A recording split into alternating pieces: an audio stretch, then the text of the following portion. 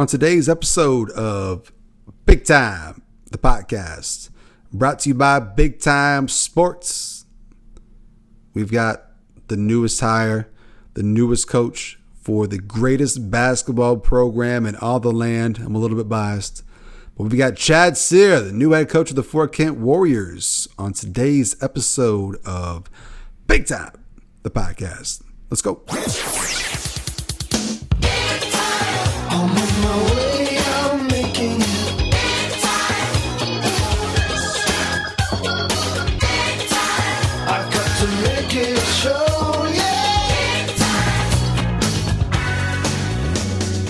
All right, ladies and gentlemen, welcome to another episode of this podcast we call Big Time the Podcast, Season 5. And we're joined by the newest appointed head coach of the best high school basketball program in the entire state, in my opinion.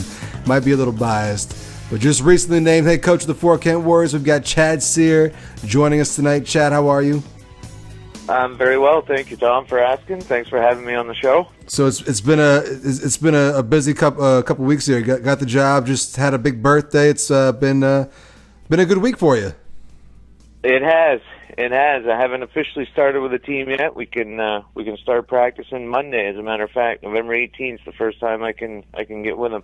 It's one of the best times of the year right there. I don't know how everyone else feels, but there's nothing like high school basketball, especially Northern Maine. So it's an exciting time of year. So we got you right at the right time, right before all the madness starts here. Yes, yeah, and I have to agree. It's definitely my favorite time of year. Has been since I was my kid's age, actually. Absolutely. So we'll touch on basketball a little bit later on. By the time this comes out, the season is probably going to be already in full effect. But we're going to go back here and talk to Chad, get to know him a little bit, because Chad he's not Valley born and raised. We're going to get some stories here from a different part of the county, which I'm excited about because I really don't know anything about it. So why don't you just go ahead and tell the folks where you were born and raised, and we'll start there. Well, I was born and raised in small town Portage, which is not far from Fort Kent, about 45 minutes south. Went to school in Ashland, graduated high school from Ashland Community High. Still kind of a Hornet at heart, but very much a huge Warrior fan at the same time. So growing up in Portage, is there even a middle school in Portage, or was everything in Ashland? Everything was in Ashland. As a matter of fact, the year I went to kindergarten, there was the year prior to my kindergarten year, the elementary school that was in Portage, which was, I believe, K through third grade, had shut down. It may have been K through fifth or sixth, too. But I spent all my school years in Ashland. My older sister went to Portage, though. Yeah, so I think most of the county is the same, where there was a heyday once upon a time, and a lot of these smaller towns or bigger towns back then. When you were coming up through, was Ashland on the decline at that point, population-wise, or was it still a pretty good-sized town when you were growing up? No, it was on the decline at that point, as a matter of fact. Kind of a funny story. I graduated with 24 kids, two of which were actually two girls that came back to school that were supposed to graduate the year before and came back and finished their year because they, I'm sure, blessing in disguise at this point now, they ended up getting pregnant and had kids the year they were supposed to graduate. So they came back and graduated with my class. And made it that much bigger. It actually was a huge difference. Two more, that's the total right there for you guys. If there was a bubble, it would have put us over the bubble, yeah. So, just curious, I'm curious what it's like growing up in Portage. I mean, I know there's Portage Lake. I know you guys have the golf course. What was your childhood like? Was it just a lot of outdoor stuff? I mean, I'm guessing it's pretty similar to Fort Kent, Northern Maine. I mean, it is Northern Maine. But what were you into growing up here? Yeah, I mean, I was into all the sports, of course, growing up. I mean, I grew up 4 houses down from the golf course, so that's pretty much, when I wasn't in trouble, that's where I was, on the golf course.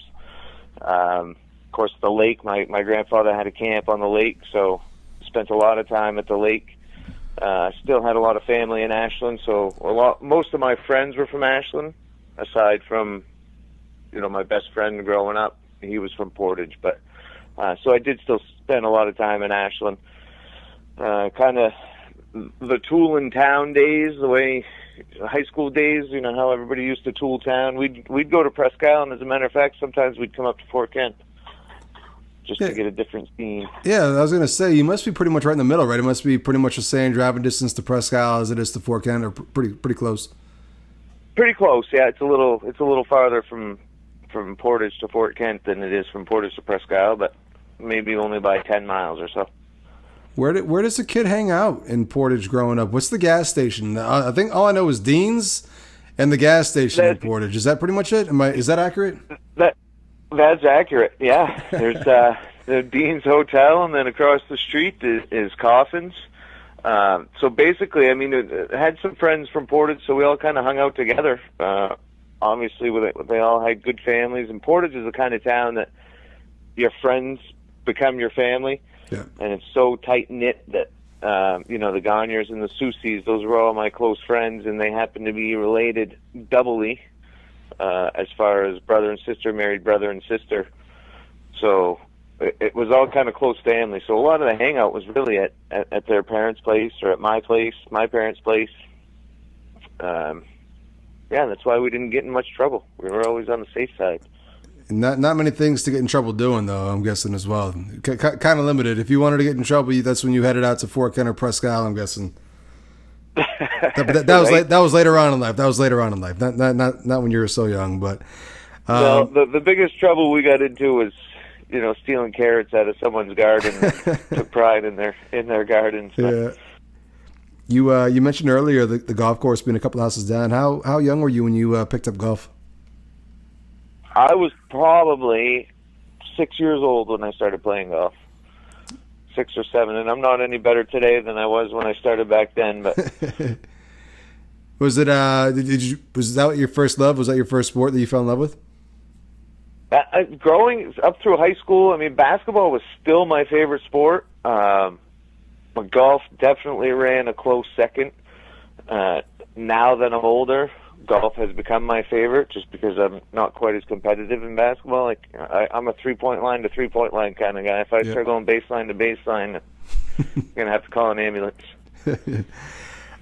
So what's the sports scene like in Portage, Ashland growing up? Do you guys have I'm guessing it was Ashland was probably where you went for youth sports. Did you guys have a rec department and things like that? There was a rec department in Ashland. Yep. So, I mean, we did baseball, pony leagues, rec soccer. Most of the rec department, unlike Fort Kent, how Fort Kent kind of splits up into a bunch of different teams in Little League, we probably had 2 or 3 teams, and then we would always make a travel team, obviously because of population. So as a kid, I played on all those travel teams, and as a matter of fact, the rec director back then is a gentleman named Lendl Tarr, and I believe he's still doing it to this day, and he does wonders with that program. He's great for those kids and always was for us, too. Yeah, so were you guys going to, like in the summertime, I know Presque Isle had that, not a Little League tournament, but like a baseball tournament in the summertime, a county baseball tournament for like grades like, maybe like ages 9 through 12 or something like that. Were you guys doing stuff like that? We were, yeah. That's up by the pool. Yep, good times. I remember those days very, very well. And then also, I remember back in the day, I know when Charlie was going through and myself, that Caribou would always have a basketball tournament in the wintertime. It was like grades 5 and 6. And I think most of the county showed up for that. Were you guys doing like basketball tournaments too? We did that as well, yeah. At the good old armory back then. The armory, yes. Which now I think is turned into the rec center. Yep, that's true. If I'm wrong. Yeah. So, what was your first introduction to actual school sports? Like, when do you guys start like the actual school teams through Ashland? That's 5th grade. And did you guys travel? Grade. You guys travel for that as well, or was that all like just basically just in Ashland? That was all travel. As a matter of fact, the first time I had seen when it wasn't travel was when I had coached the elementary school back here, and it was like Wallagrass against Eagle Lake. Fort Kent split up into 3 different teams. But we traveled for middle school. We played Mars Hill. We played Woodland, which is near Caribou. I don't remember ever playing Fort Kent, but we also played Southern Aroostook, Katahdin, those kind of schools. So we traveled as 5th, 6th, 7th, and 8th grade kids. Yeah, that's what blows my mind is Fort Kent is literally the only school that you don't travel until you get to high school. Like everything's done within just the school district and stuff like that. Like everybody else travels except for us. I don't get it. Well, they changed it now. Like they do have the travel teams now, but forever it wasn't like that. But yeah, it is travel teams now. And when I was a kid, they didn't have AYBL, but I'm sure you're familiar with the Aroostook Youth Basketball League. Yep, that's become a great thing around here for 3rd, 4th, 5th, 6th, and 7th and 8th grade kids. So as a matter of fact, that's the practice that I had to bring my daughter to at 6. She's playing 5th and 6th grade AYBL as well as middle school ball. Yeah, so she's on her second practice tonight. That's good, and I mean, like I think it's obviously paying off. I think like the teams have been a lot more consistent and competitive just across the board in every sport since they've kind of gone to this travel approach and just exposing these kids to better competition at a younger age. I think it's a win-win. I just don't know why it took so long, but that's my little rant for tonight's episode. I'm going to stop ranting. We'll get back to Ashland here. I got some more Ashland questions. So, okay, does Ashland have a proud athletic tradition? I think I've only been to Ashland one time. It was for a girls' varsity basketball game when my cousin Vicky was playing. So this would have been like late 90s. That's the only time I've ever been to an Ashland game. What's the Ashland athletic tradition? Is there one? There is. I mean, it's just like Ashland holds their school pride, just like any other school. And I don't know if you've been following as of late, but the girls' soccer team has been putting on a hurting with the county teams. They had a successful season, but everybody stands proud in Ashland, just like here in Fort Kent. Everybody stands behind the Warrior. Everybody stands behind the Hornet there. Ashland now has a newer, upgraded school, but I don't know if you've ever played in Ashland. Ashland used to be the famous school for no baseline. You had the baseline, and then you had the wall, and that was it. Yeah. And you were actually allowed. The defenders had to stand 3 feet behind the line to give the inbounder some room. Wow.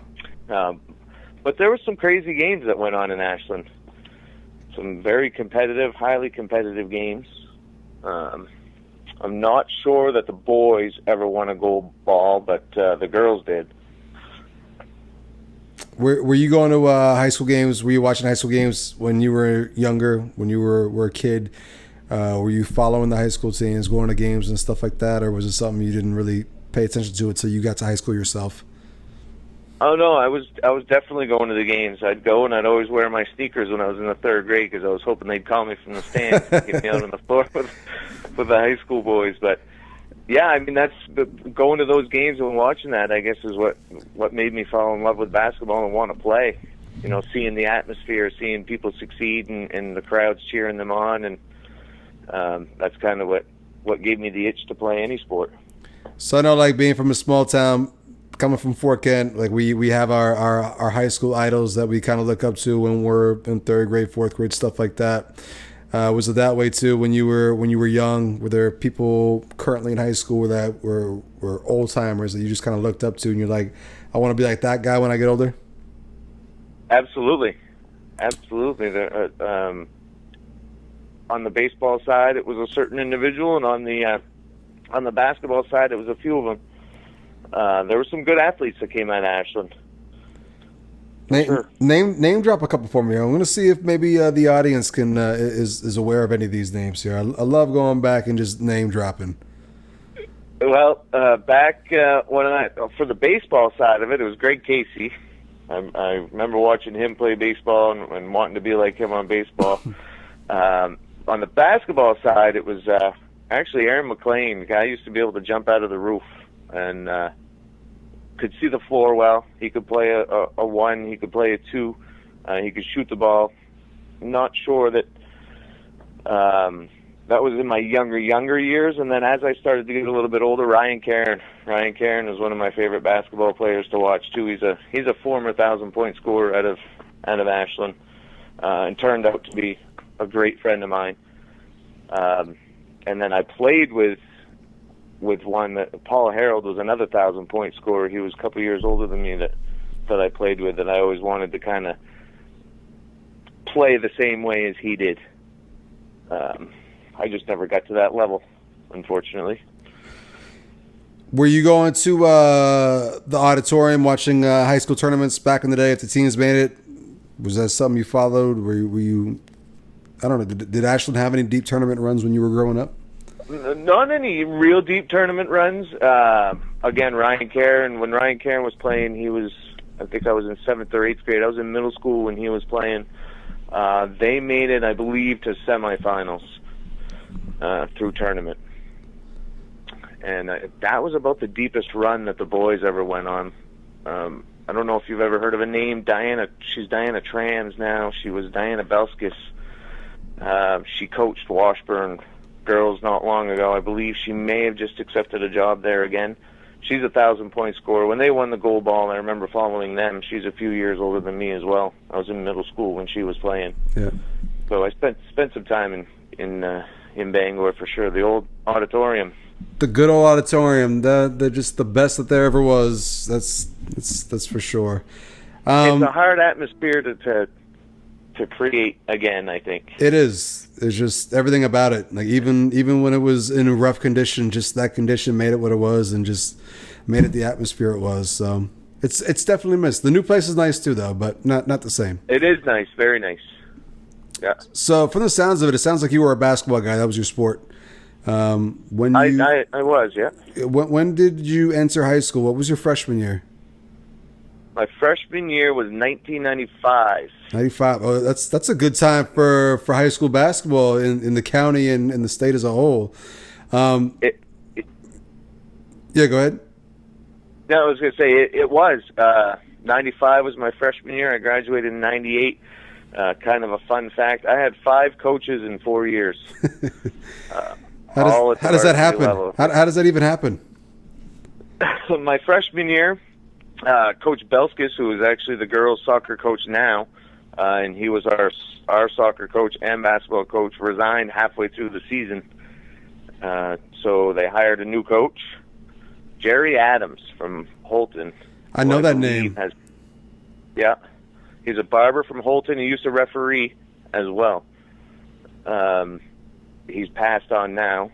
And then my sophomore year, Nesson actually did a little sports act. Believe it or not, this is kind of funny. Came and did a clip because our coach was the youngest coach to travel so far. His name was Chris in New England. He was the youngest coach to travel as far as he did to come coach a team. Chris Thornton. He's, I believe he's now Maine DEA. He's still a referee. As a matter of fact, he came and refed UMFK against Machias last week. He was traveling from Lincoln to Ashland.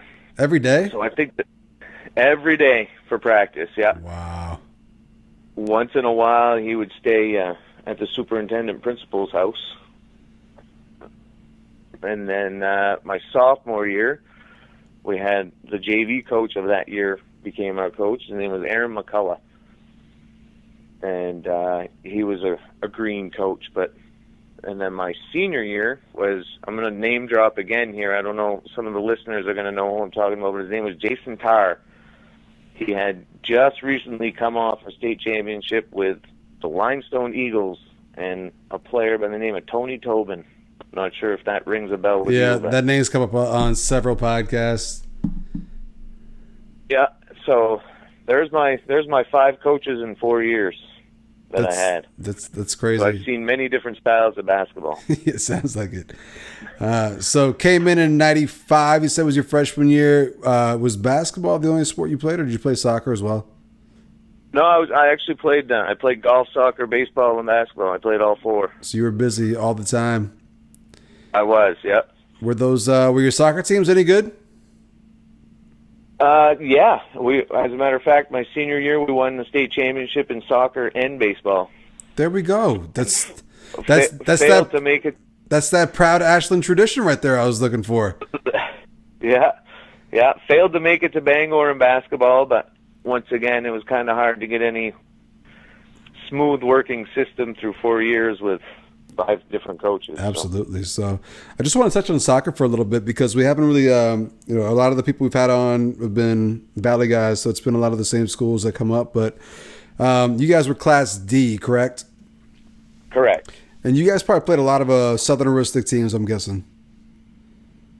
We did. We played, again, Katahdin, Southern Aroostook, Washburn, Central Aroostook, Limestone, Fort Fairfield.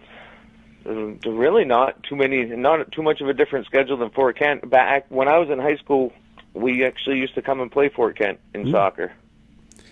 And you played against some really good Fort Kent teams. Those Fort Kent teams at that time were loaded. Yeah, and big time. And I think I only played 1 year, and then Coach Minzy had refused to play us because we were more of a. His teams were a lot more skilled than ours, and we were more physical, I think, than he wanted to go up against. And I think if you ever had him on a podcast, he'd tell you the same. We used to do a drill when we came off the bus. One guy in the middle, and everybody's got a ball, and you just throw it at him as hard as you can, and he's going to ricochet it off him. That's one way to get fired up for a game right there. Yeah, and you couldn't leave the circle till everybody threw a ball at you, and then it was the next guy's turn. That's one drill that I'll never forget. What exactly did the drill accomplish? I'm just curious. To this day, I don't know. Concussion protocol that was never looked at, maybe. Yeah. I don't know.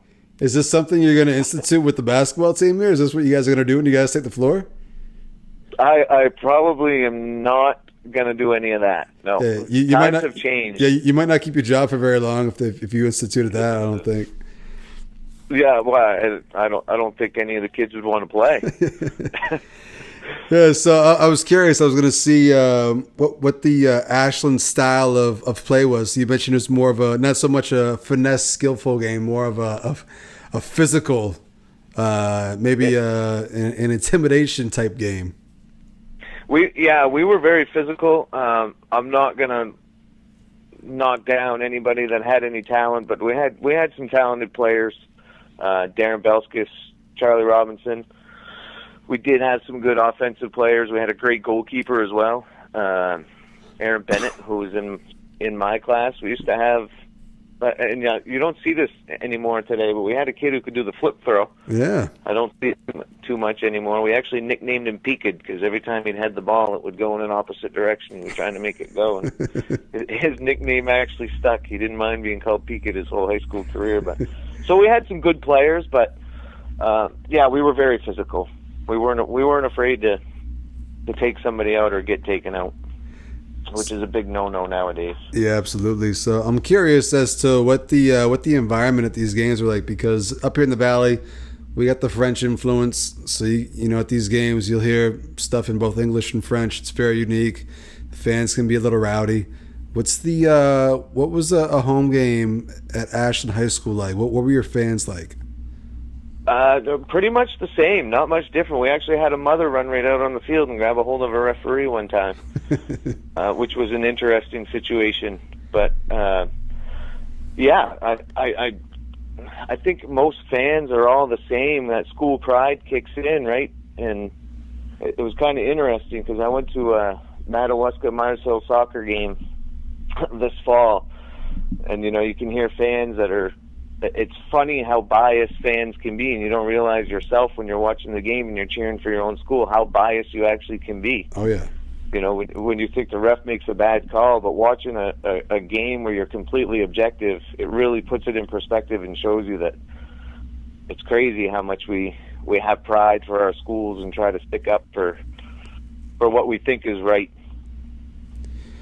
So you mentioned the state championship run your senior year. I'm guessing that was the highlight of your soccer career. Were you a big time player, or were you more of a role player on the soccer field? I know you said basketball was your sport.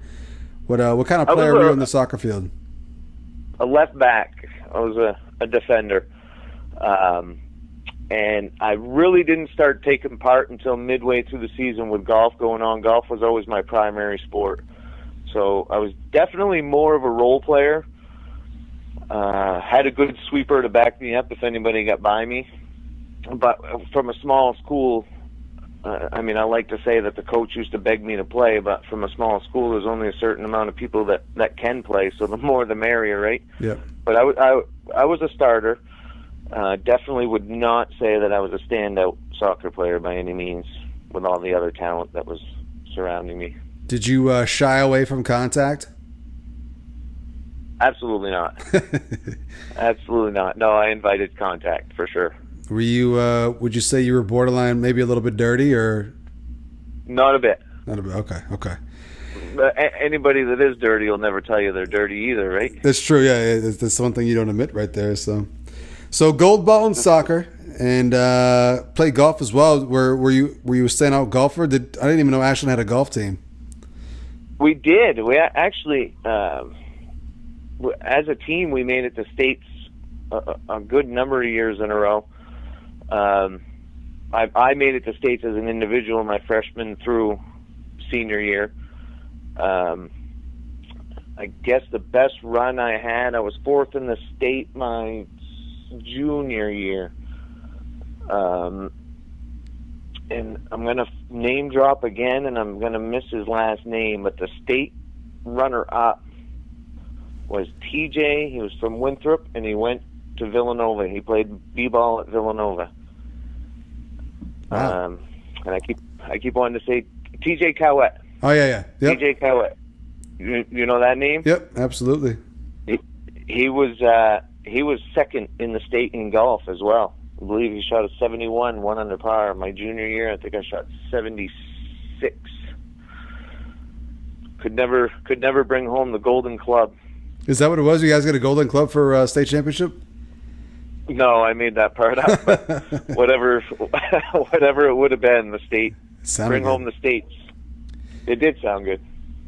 So you were busy, very busy in the fall. How did that work? Did you guys even practice for golf, or would you just show up for I don't even know what it's called, like a golf meet, golf match? We did have practices. I never went. If we had a soccer game always took precedence over practice. The funny thing about golf is that, well, you know, soccer is such a long season. Yeah. Golf is like a 4-week season, so it's bing, bing, bing, and done. You get your matches in, and then you go to states. So I didn't really go to too many golf practices. I mean, I grew up on the golf course. I was pretty much at soccer practices if it was a golf practice, but through those 3 weeks, I think we would have like 3 to 4 meets every week. So I would miss some soccer practices and some games. So it would pick up almost halfway through the soccer season. That's when I'd start going soccer full time. Where did you? Where were some of these golf matches? I'm guessing Presque Isle. Can't think of it. Yeah, we play Presque Isle, Caribou, Mars Hill, Fort Fairfield. We even had some up here at Birch Point. Fort Kent had a golf team back when I was in high school. I really only remember one specific person. It's Jack Murray that was on it. Yes, good old Jack Murray. Yeah, I bet the golf team at Fort Kent's kind of come and gone. It's had its moments, then it goes away, then it comes back. But yeah, well, Eric actually did a great job getting it up and going once they did the re-budget. They got it up and going this year, and Kelly O'Leary and I actually kind of co-coached. Kelly did a lot more than I did. He volunteered and did a lot more practices, but it was kind of a late start. Got some interest, got to go into some meets, and soccer was just going full bore, so we couldn't get 100% commitment. But I think they're going to try to do it again next year. It's good. Try to get the kids going in the summer. So you did soccer, you did golf, and then it was time for this time of year right now. It's time for high school basketball, Northern Maine high school basketball. What was and you mentioned playing for 5 coaches in 4 years, so consistency is tough. I'm guessing every year was different in terms of how you guys were going to play, how you guys practiced, conditioning and stuff like that. What was preseason like in Ashland? I mean, with that gym, is the court still regulation size, even with no out of bounds, or is it a little bit shorter? No, it was regulation size. What you didn't have was you didn't have the the big baseline between the big room between baseline and the wall. Right. You had about a foot between, but the court itself was the same size. Okay. So up here in Fort Kent, we always had a preseason tournament with the Valley teams. Did you guys do any preseason tournaments, or was it just straight into the season for you guys? We did. We used to come up here. Oh, really? I remember from high school coming up here, and playing against John Lozier and Chad Fournier. I feel like Seth Lovely was on that team as well. Yeah. Some good name drops right there. Yeah. The good old school boys. Yeah.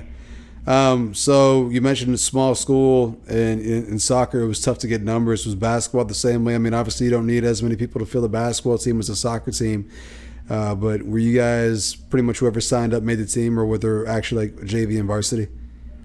There was a JV and varsity. Yeah, we had quite some interest in athletics. Again, coming from a small school in Ashland, if you didn't play in the band and you didn't play sports, you kind of weren't with the in crowd, I guess. So most everybody did something. Either somebody was a cheerleader, or there was probably 12 players on JV and another 12 on varsity, and of course some swung. We had swingers. Yeah. So not much different than what's going on today. So you mentioned earlier your style of play nowadays is just 3-point line to 3-point line. What was your playing style in high school? A little bit more athletic back then, I'm guessing. I was, yeah. I was a little not quite as heavy as I am now. Although my weakness has always been dribbling. Never been a good dribbler, but I was kind of a small forward. But I could shoot from beyond the arc. I was scrappy, so I could get rebounds, and I was also a good passer. But as far as penetration, that wasn't my game, and continues to not be. So you mentioned you guys never made that trip to Bangor during your playing days. Did you guys still have competitive teams? We went once my sophomore year. Okay. I was a starter from my sophomore year on. And we ended up having to play against Central Rustic, who in those days, I don't know if you're familiar with like the 1995 to 2001 days of Central Rustic. But Dynasty. I think they brought home 5 or 6 gold balls. As a matter of fact, name drop again, Mitchell Orser, who was a good golfer who I golfed against. I'm actually real good friends with his brother Adam Orser. At the time, I think it's been broken now, but scored the tournament record 3-pointers in Bangor against us. I believe it was 7. Oof. I think he had 7. You should have brought out some of your soccer physicality and just took that guy out. Right. Well, the problem was you had Matty Townsend. I don't know if that name, a real good friend of mine again, who's a 1,000-point scorer at Central Rustic. They had so many different weapons. It didn't. Brady Mahan didn't make a bit of sense. If you took out somebody, they went 9 deep of guys that probably scored in double figures. Yeah. So you mentioned Central Rustic, and then earlier too, you mentioned Limestone. There was a lot of good. Or was Limestone C back then, or were they D at that point too?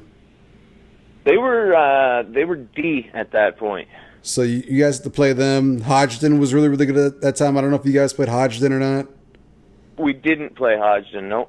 So who else did you guys have? You guys had Fort Fairfield, probably?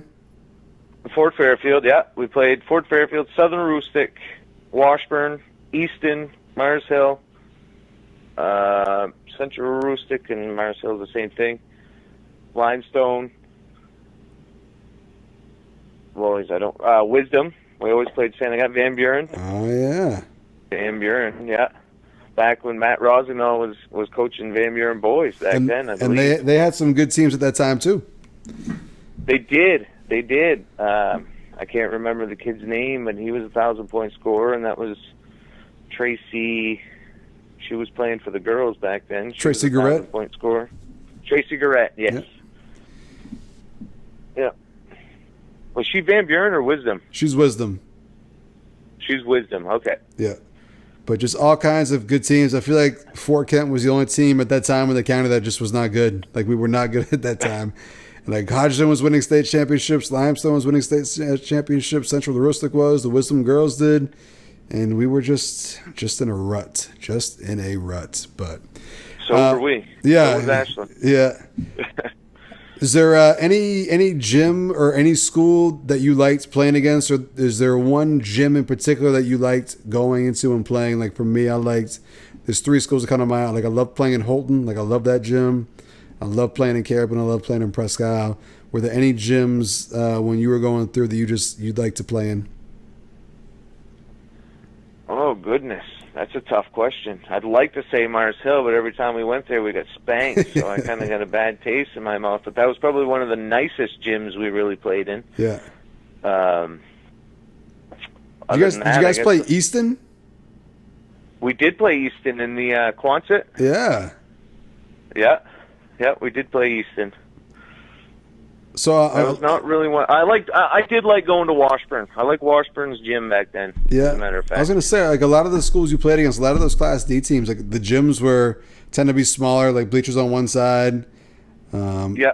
Just a little bit more cramped and stuff like that. So just a different experience, just a different fan experience too. I'm guessing the fans just kind of seem more packed in and crowded too. What were some of these road crowds like?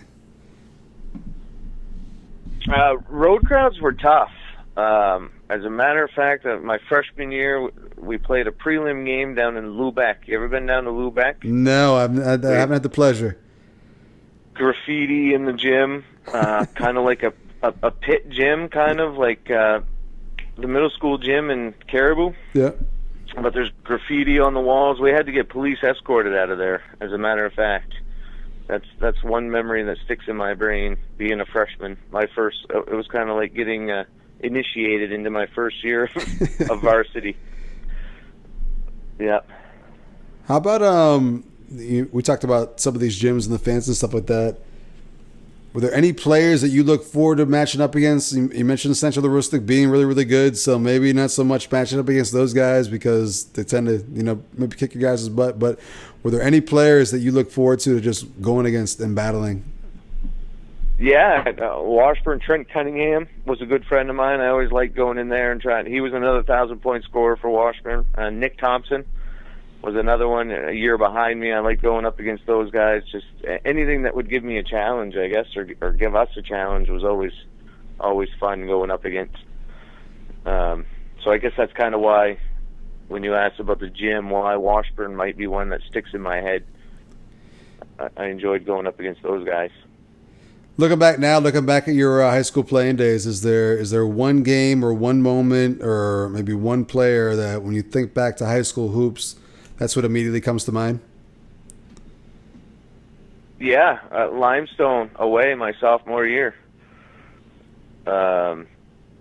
We ended up losing in overtime, and it was all my fault. So maybe not a good memory then.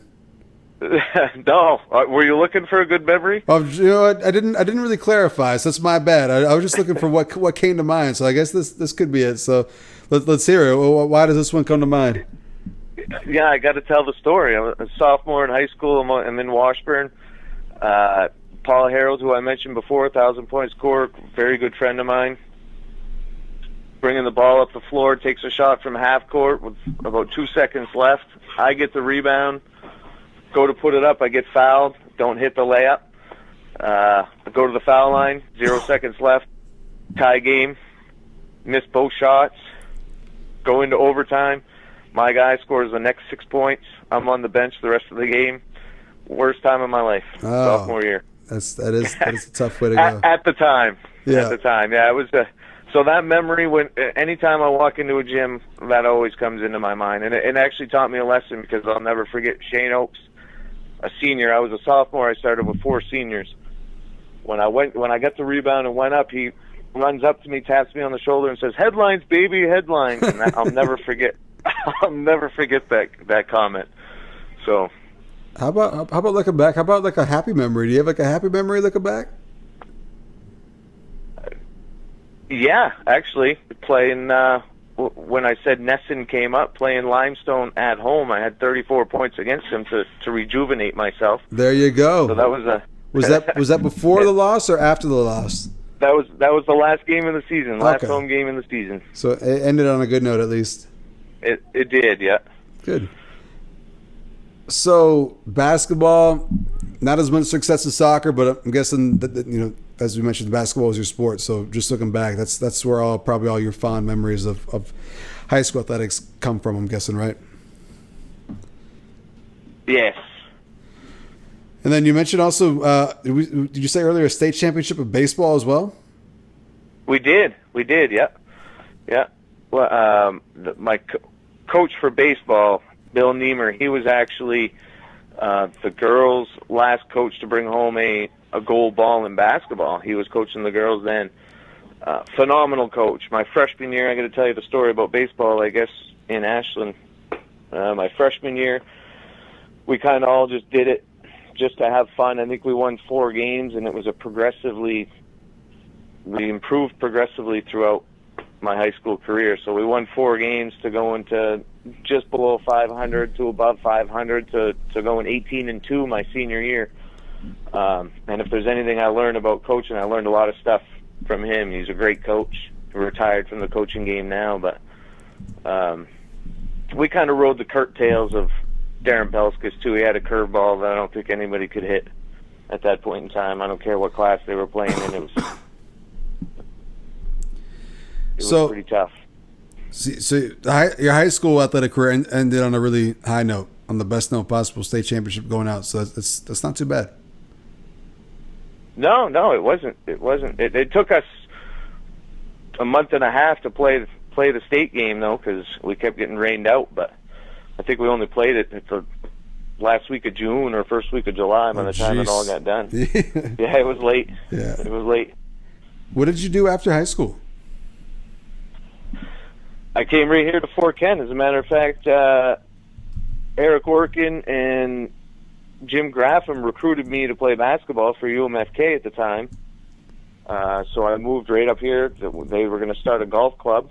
So I came up. Graffam left when I came my freshman year. So for personal reasons, I ended up not playing basketball. I actually joined the ski team and was on the ski team. I was the worst skier on the team, though. Yeah, so don't get me wrong on that. Had you skied before? Because skiing hadn't been brought up at all till just now. Not just recreationally. Okay. Not for school. No, I had never gone through a set of gates until I came to college. So what year are we talking about here that you showed up at UMFK? 99. What a time! What a time to be at UMFK. It was fall of 98, should I say. I graduated June of 98, so it would have been fall of 98.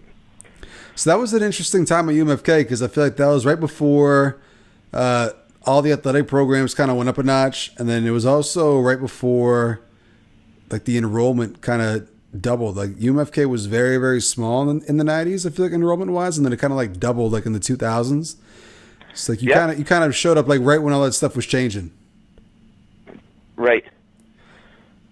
What was UMFK like? What was your UMFK experience like? I know like when I went through, it was all the athletes trying to hang out with each other. Everyone was close. Everyone got along. What was your experience like? Yeah, I hung out with a lot of forestry kids, and of course Jay Plord. I don't know if that name rings a bell. I'm going to name drop again. Great soccer player.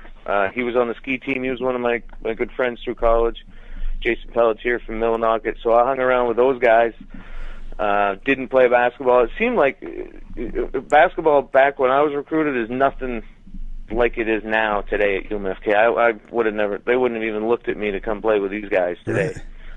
It's a totally different game now. But yeah, so we all kind of hung out. But back then they had the Canadian Educational Program. Oh yes. Where they would come back and so I hung around with a lot of that crowd, and we had a lot of fun.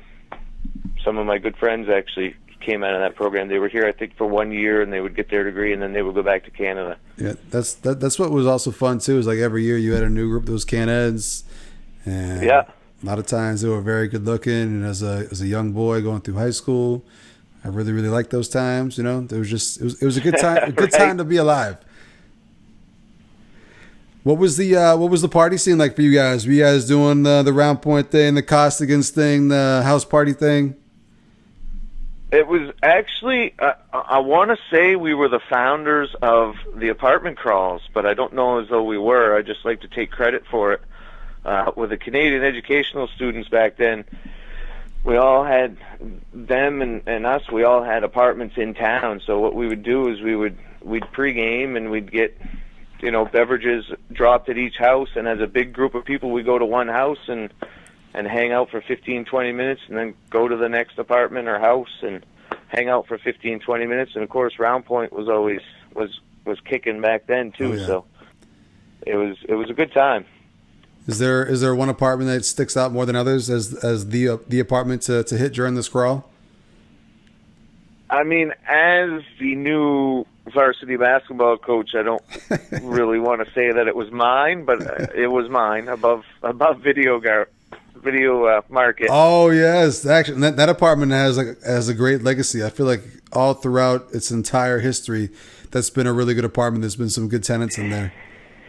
Yeah, we had adjoining apartments. There was an apartment out back with Pete Michaud and Scotty Richardson adjoined next up, so we used to open the doors, and a lot of people used to come up there and hang out back in the day. So did once you hit Fort Kent, did you just stay in Fort Kent? Have you been there ever since? I moved to Portland for about 7 months, probably 14 years ago, and then ended up coming back to Fort Kent. I just like the area. Fort Kent's such a nice town. Obviously, I like my hometown, Portage, and Ashland as well, but I really like the way Fort Kent presents itself, the way the neighbors are with each other. Everybody's proud of what they own in Fort Kent. Yeah. You don't drive by everybody. As a matter of fact, I get tired of keeping up with my neighbors, trying to keep my lawn trimmed, my lawn raked, my driveway swept. But it's just how it is. Everybody takes pride in what they have, and Extremely prideful people. That's for sure. So absolutely. So now, obviously, you just got named the head coach of the Fort Kent boys varsity basketball team, but you've been coaching for a little while here. You've kind of made your way up the ranks. So you started off on the youth scene, I'm guessing, right? I started off at the elementary school. Oh, even when I was 21, I believe. I could name drop some of my players, but let's hear it. If you can remember, we like I said, we love name dropping on here. I Allie Pelletier, Megan. She's Megan Jondro now. Used to be Megan Charette. Yeah. So I coached girls and boys back then. Jake Pelletier, Yeah. Derek, who I'm actually married into the family now, related to Derek Bonifaz. Yeah. Drew Blier. Yeah. So I'm guessing Derek. You probably coached against Sam then. Sam Bouchard? No, Sam Bard, my little brother. Oh, your brother, Sam. Yeah. Your brother, Sam. Yes, I did coach against Sam. Yeah. Absolutely. Yeah, back in the day, I actually coached Sam Bouchard. That's why his name. Oh, okay. That's why I dropped his name. But yeah, so that's back in when Coach Murph was athletic director of the elementary school. So he kind of took me under his wing at that point in time, and I coached against actually Corey Thibodeau. Not sure if anybody's ever heard of that guy. He's his name's been dropped a couple times on here as well. He's well known. I'm sure. Yeah, at the time we were roommates. Actually, we were living together, Yeah. Corey and I. So got your start at the elementary school, and then eventually, I'm guessing once your son got old enough to start playing in the Aroostook League stuff, that's when you started coaching those teams. I'm guessing. That's when I picked it back up. As a matter of fact, when he was in 3rd and 4th grade, Travis Delisle was coaching the 3rd and 4th grade, and he kind of asked me to help out, and so I kind of got back into coaching, helping him out. And then because Austin Delisle, who's a sophomore this year, Yeah. was in 4th grade. So, and then as it progressed, for whatever reason, Travis didn't coach, I don't think, the next year, so I took over the 5th and 6th grade, so I coached Austin. And actually, Keegan has been playing up. He's played up in the 7th and 8th grade since he was in 5th grade because they were worried about numbers. He didn't get too much PT back then, but Aaron Dumas was actually coaching 7th and 8th grade when Keegan was in 5th. Asked him to play up. So ever since Keegs was that age, I've been coaching 4 or 5 years straight now through there. So you're pretty much the group you're inheriting at the high school. You've kind of been coming up with them ever since they were playing in 3rd and 4th grade. Yeah, with the exception of the seniors. The seniors, and we only have one junior, Ethan Bully. I never coached him either. Coach Murph and Travis coached him. But so yeah, I've coached them all. I pretty much already have a relationship with them and know how good of kids they are. So what I'm anxious to get it on the roll. Yeah, what can we expect this year? So obviously you got a couple seniors, some people returning from last year. Coach Cooper, who stepped down, had a nice little run with the team, some tournament appearances, won a tournament game. What can we expect this year? Is it going to be more of a rebuilding year, or do you think you guys will be competitive right off the bat? I think we're going to be competitive right off the bat. We got some dual athletes that played soccer too, and a lot of people thought it was going to be a flop of a season. These kids that we have right now with the will to win and the will to never give up made it into the semifinals. And I think you're going to see the same thing in basketball as well. Hopefully, I can get them prepared for game situations and practices. Of course, there's still going to be a little bit of a rebuilding.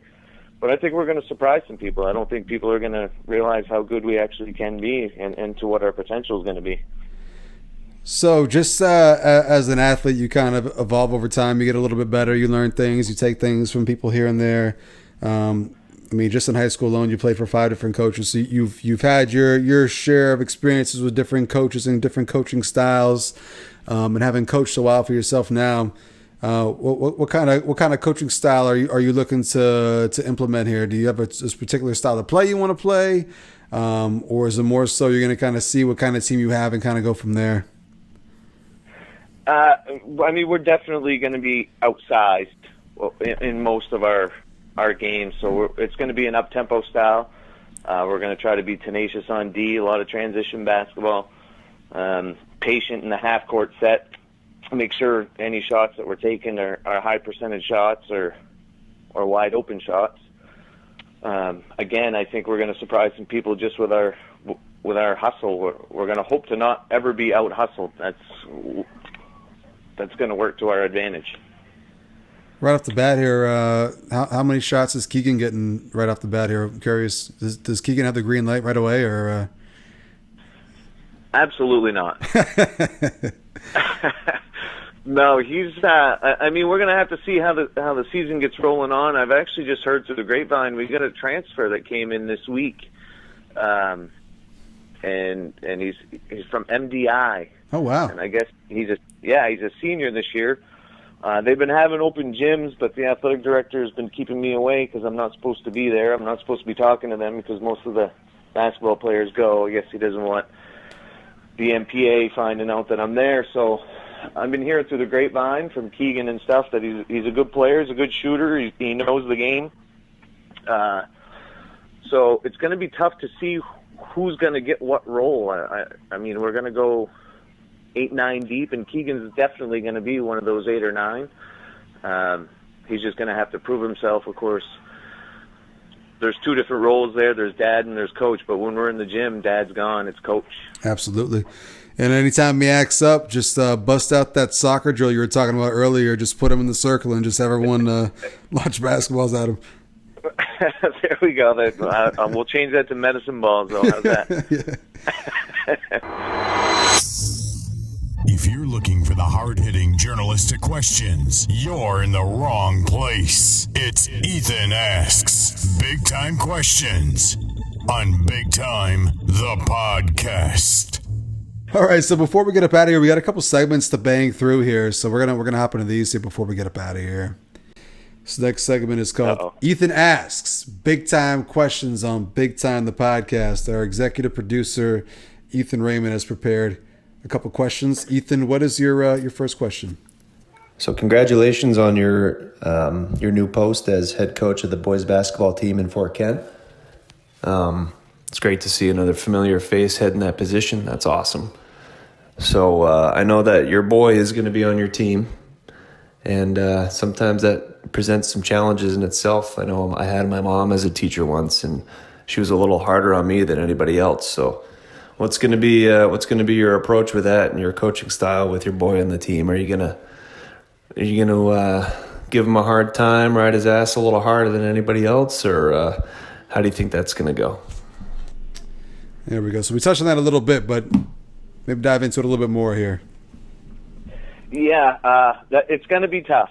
I definitely am not going to ride his ass harder than anybody else. I think in the past years that I've coached him, I've ridden him a little too hard, put a little too much pressure on him, and you know, it didn't help us out. I think it's going to be a little easier now, knowing that he's the low man on the totem pole compared to, you know, the seniors and stuff. So he's going to apply a little less pressure upon himself. But I've learned a lot as a coach on how to talk to him. And one of the things he always used to say to me is, Dad, you don't coach anybody else. You're always coaching me. So that's one thing I'm going to take from it and make sure that, you know, I'm there to coach everybody as well. Absolutely. And not just pick on him. Great question from Ethan. Ethan's got one more question today. Ethan, what's your second question? So I know you're an avid golfer, and I'm guessing you're probably a member at the Fort Kent Golf Course, which, in my opinion, is probably one of the best courses in Maine. Daryl just takes such awesome care of that place. So there's some really good golfers up there. I mean, we've had Louis Morrow, Kelly O'Leary, Casey Boucher, just some fucking top-notch golfers come out of there. So in your experiences there and the people you've played with over the years, who is your most feared competitor on the Fort Kent Golf Course? Who is going to be your toughest matchup if you could have a head-to-head match, like a skins game or just a match play game against one person? Who would be your biggest challenge? Great question. It's a good question, but it's not a hard one. Kelly O'Leary. By far. Kelly and I are actually really good friends, and we try to play together at least every weekend or every other weekend. It's pretty tight, but I think over the past 3 or 4 years, if we had to put the money on the table that either he or I has lost, I think his wallet's a little fatter than mine is. And he's just got a great temperament for golf and for coaching. It's one thing that I try to learn from him too. You know, he's not the kind of guy, if he hits in the woods, he just goes back, grabs another ball, doesn't worry about throwing his clubs. If I hit a ball in the woods, I'm trying to figure a way to make 6. He doesn't even think about it. So, got to be Kelly O'Leary by far. Absolutely. And I'm glad you name dropped Casey Boucher, but you're giving him way too much credit.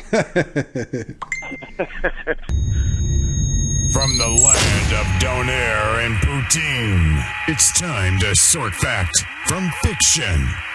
Live on location, it's Charlito Wonders.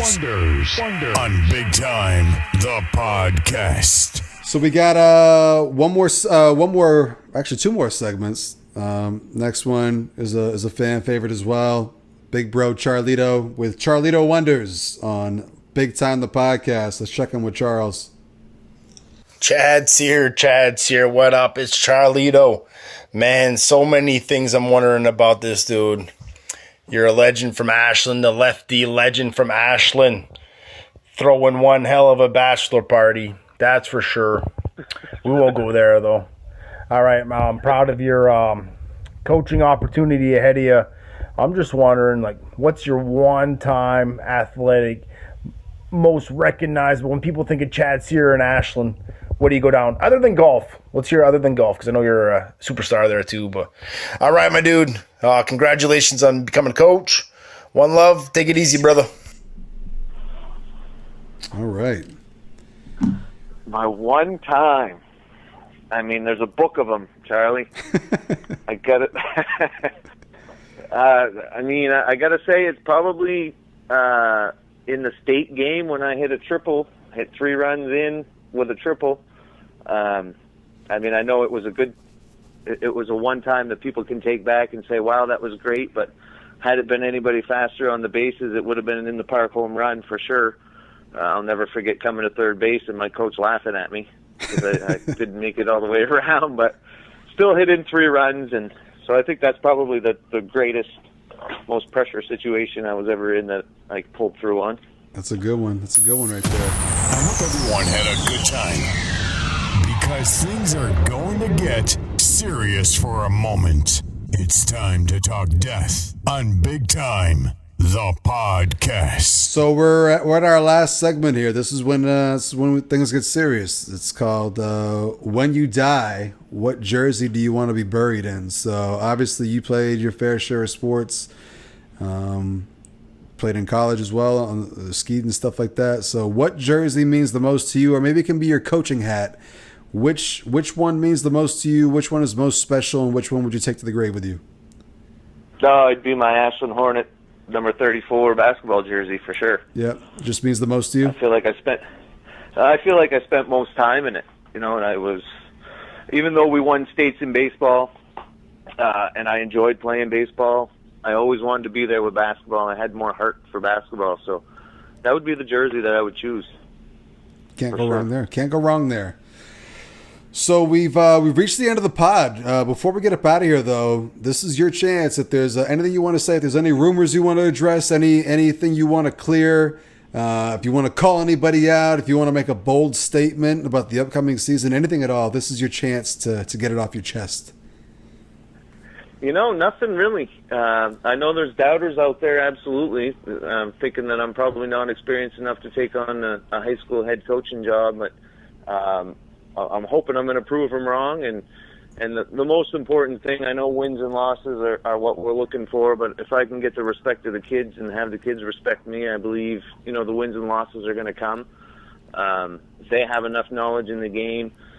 Obviously, I have some coaching experience, and I've coached them. And as a matter of fact, with this group, we went into a tournament in Orono and pretty much smoked every team. So, Coach Murph also coached this team when they were in 7th and 8th grade, the sophomores, and they went to like a 22-1 season. So it's going to be fun. Those that don't think I'm ready to do it, you'll be surprised this year. I just need the support from the parents and everyone else, and we'll make it happen. I like it. Well, congratulations on the hiring again. Like I said, I think it's the best coaching gig in the entire state. I'm a little biased, but congratulations on getting that. Thank you for coming through on Big Time. Ladies and gentlemen, make sure to check out all of our previous episodes up on iTunes, on YouTube, on Spotify. It's all over the place. And make sure to tune in next week for another big episode of Big Time the Podcast. Until then, we are out.